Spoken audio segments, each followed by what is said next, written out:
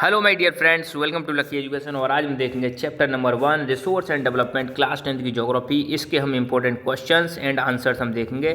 छोटे छोटे क्वेश्चन हम देखने वाले हैं। ये इसका पार्ट 1 है। 2023 में जो एग्जाम होने वाला है बोर्ड एग्जाम, उसके लिए बहुत ज़्यादा इंपॉर्टेंट क्वेश्चन यहाँ पर मैं आपको डिस्कस करने वाला हूँ। ठीक है, तो शुरू करते हैं। पहला ही हमारा क्वेश्चन है यहाँ पे, व्हाट इज सस्टेनेबल डेवलपमेंट। देखो ये बहुत इंपॉर्टेंट क्वेश्चन है, हर सब्जेक्ट में आता है। ज्योग्राफी पढ़ो चाहे इकोनॉमिक्स पढ़ो या पॉलिटी पढ़ो, सस्टेनेबल डेवलपमेंट आपका जरूर आता है। तो सस्टेनेबल डेवलपमेंट एक ऐसा डेवलपमेंट है जिसमें प्रेजेंट की नीड्स फुलफिल हो जाए without compromising the needs of future generation. ऐसा डेवलपमेंट जिसमें प्रेजेंट की नीड्स फुलफिल हो जाए और फ्यूचर की जनरेशन का भी ध्यान में रखा जाए, उसको हम बोलते हैं सस्टेनेबल डेवलपमेंट। ठीक है, नेक्स्ट क्वेश्चन है, which soil is known as regur soil. Regur soil के नाम से किस सॉइल को जाना जाता है, तो वो है आपकी ब्लैक सॉइल। अच्छा, आपको क्वेश्चन में देता हूँ, ब्लैक सॉइल कहाँ कहाँ पर पाई जाती है। दो स्टेट का नाम आपको कमेंट करके बताना है जहाँ पे ब्लैक सॉइल पाई जाती है। प्लस क्वेश्चन 2 आपका ये है कि ब्लैक सॉइल कौन सी क्रॉप के लिए सबसे ज़्यादा बेस्ट है, कौन सी क्रॉप अच्छी ग्रो होती है ब्लैक सॉइल में, ये भी आपको कमेंट करके बताना है।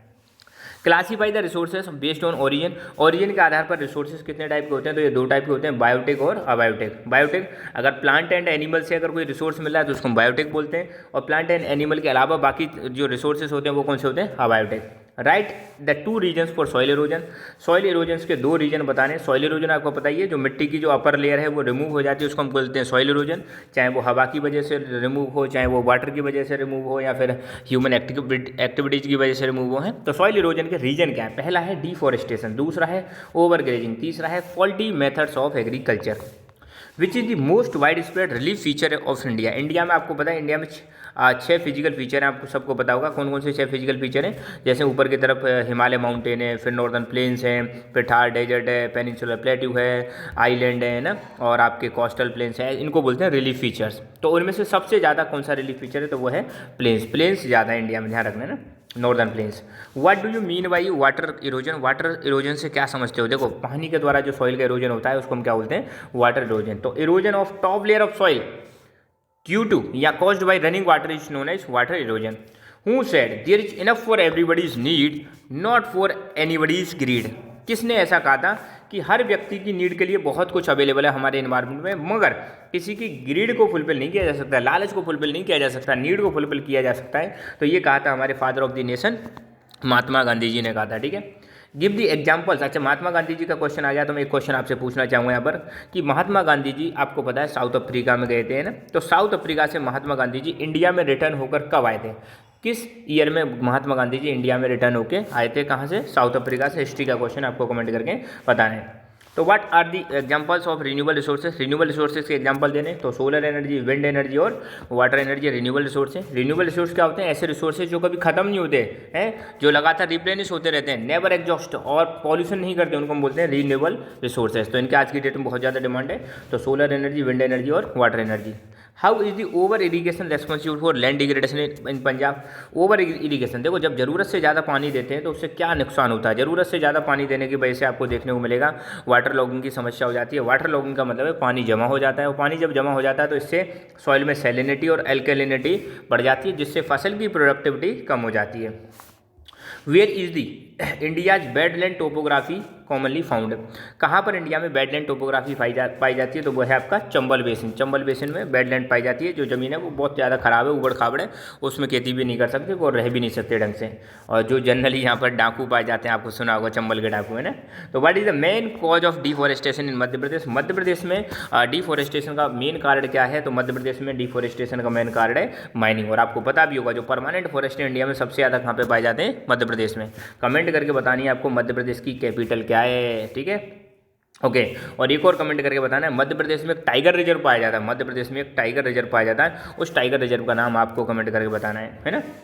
Give the example of individual resources. Individual resources कौन कौन से होते हैं, तो plantation, pasture land, farm land, water in the well, pond. Individual मतलब जो किसी व्यक्ति विशेष के जो रिसोर्स होते हैं उनको हम बोलते हैं इंडिविजुअल रिसोर्सेज।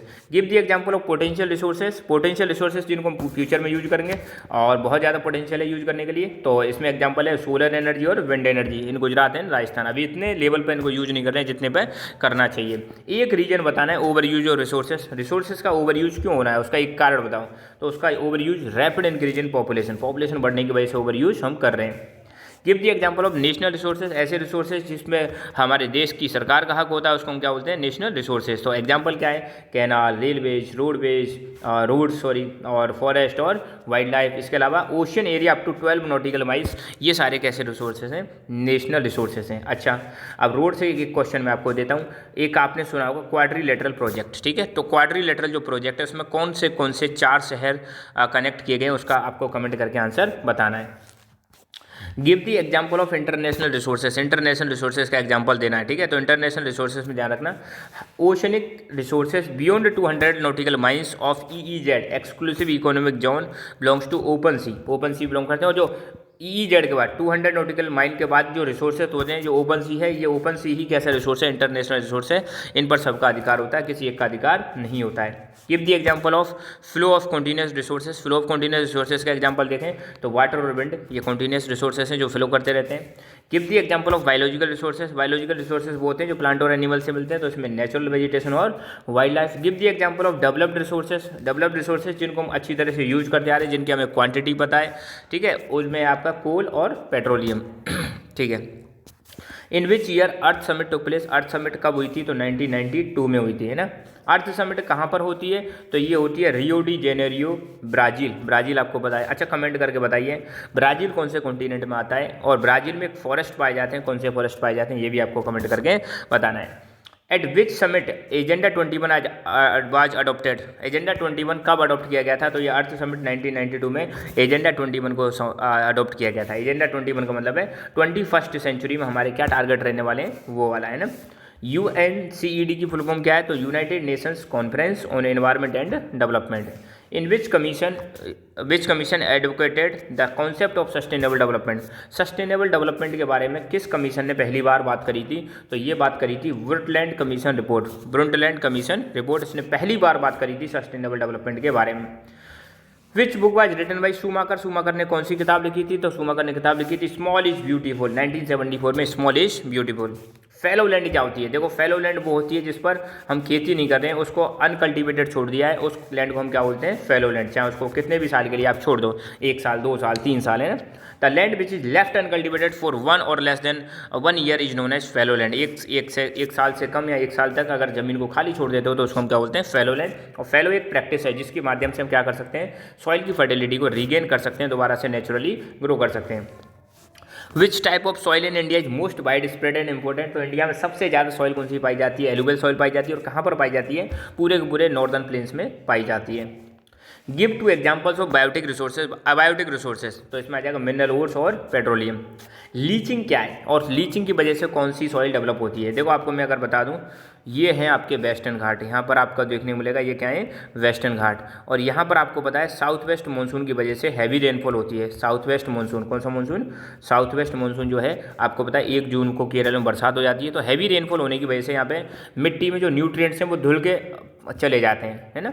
तो leaching is the process by which soil nutrients gate washed away by heavy rain, जब हैवी रेन होती है तो इसकी वजह से न्यूट्रिएंट्स क्या है, बह के चले जाते हैं, और फिर जो सॉइल डेवलप होती है, तो आपको इस एरिया में आपको जो सॉइल देखने को मिलेगी यहाँ पर वेस्टर्न घाट के आसपास, वो सॉइल आपको देखने को मिलेगी लेटेराइट सॉइल। तो हैवी रेनफॉल की वजह से न्यूट्रिएंट्स धुल के चले जाते हैं, बह के चले जाते हैं, तो जो सॉइल डेवलप होती है उसको बोलते हैं लेटेराइट सॉइल। अच्छा, क्वेश्चन कमेंट करके बताना है आपको, लेटेराइट सॉइल में कौन सी क्रॉप अच्छी होती है, उसका आपको कमेंट करके बताना है।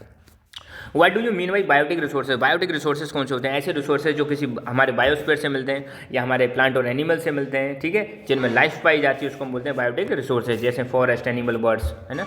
तो 30 क्वेश्चन हमारे यहाँ पे हो गए, और ये पार्ट 1 है, पार्ट 2 भी इसका डेफिनेटली आएगा। सो सीखते रहो और लर्न करते रहो। और आपको मैं बता दूं, सिविक्स के सारे चैप्टर्स के मैंने ये जो डेली एग्जाम डोज है, या मतलब क्वेश्चन आंसर की सीरीज है, वो कंप्लीट कर दी है। पार्ट 1 कंप्लीट है, सिविक्स का पार्ट 1 कंप्लीट है, वो आप प्लेलिस्ट में जाके चेक कर सकते हो, नीचे प्लेलिस्ट भी मैंने आपको दे रखी है, तो उसको देखें और अपना तैयारी करते रहें, ठीक है। सो खुश रहो, मुस्कुराते रहो। जय हिंद, जय भारत।